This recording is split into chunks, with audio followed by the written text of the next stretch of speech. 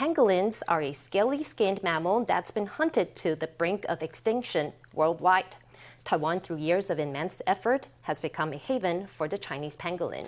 Our reporter Stephany Yang swings by Taipei Zoo to meet one of the world's most famous pangolins, plus two that are bound for the city of Prague. This is Chiung Wu, Taipei Zoo's best-known pangolin. Born in 2014, she had to be fed by hand at the zoo. She's the first pangolin in the world to be born in captivity and to later have a baby of her own. At the moment, Taipei Zoo has 14 pangolins in its care. 8 were bred in the zoo. 6 are pangolins rescued from the wild. Currently, we have 14 individuals of Chinese pangolin in our care. But usually we will, through the wildlife rescue program, we will receive more than 20 individuals from the wild. And usually almost like 50% of them, after the treatment or the healthy care, can reach the recovery. So this individual can be released back into the wild, hopefully near their original spot discovered by the other colleague. Perfect time to see them. Great. As part of an animal exchange agreement, 2 of Taipei Zoo's pangolins will be leaving for the Prague Zoo in the Czech Republic. The 2 zoos have worked together before, such as on a conservation project for the endangered Przewalski's horse. So we work together on different projects of endangered species already. So the only difference is now they seem also have willingness to participate in the Chinese pangolin conservation project. One of the pangolins bound for Prague is Cough Drop, or Jin Ho Tang, who was bred at Taipei Zoo. At nearly 3 years old, she just reached the age of sexual maturity. The other is Guo Bao, a healthy male born on April 9th of this year. They will be heading to Prague Zoo's state-of-the-art Indonesian jungle. We do have a unique facility they call Indonesian jungle.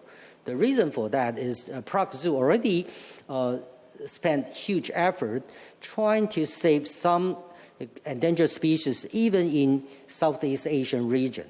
So they have to build this building to provide the adjustable air temperature or the humid. So this indoor facility is good.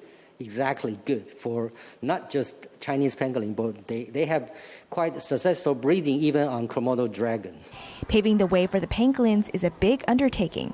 For Taipei, a mountain of paperwork is required to ship them, as Chinese pangolins are critically endangered. For Prague, prep work is already underway to secure a steady food supply. Wild pangolins eat termites and ants, but Taipei Zoo's pangolins feast on a special diet that includes honeybee pupa and breadworms to provide chitin. You have to plan in advance, like in Prague, probably it will be very hard to get the honeybee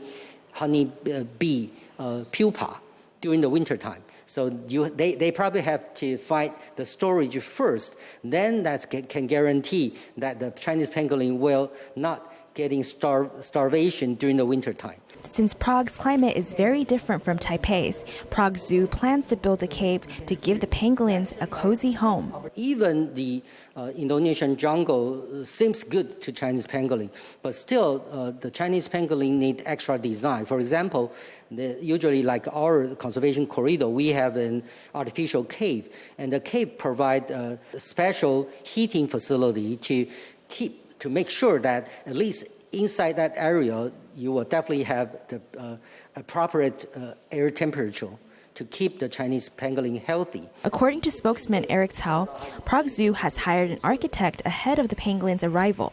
Prague will send a blueprint of its pangolin holding area to Taipei Zoo, which will approve or give suggestions before construction begins. For Formosa News, Stephany Yang, Zhang Tingshan in Taipei.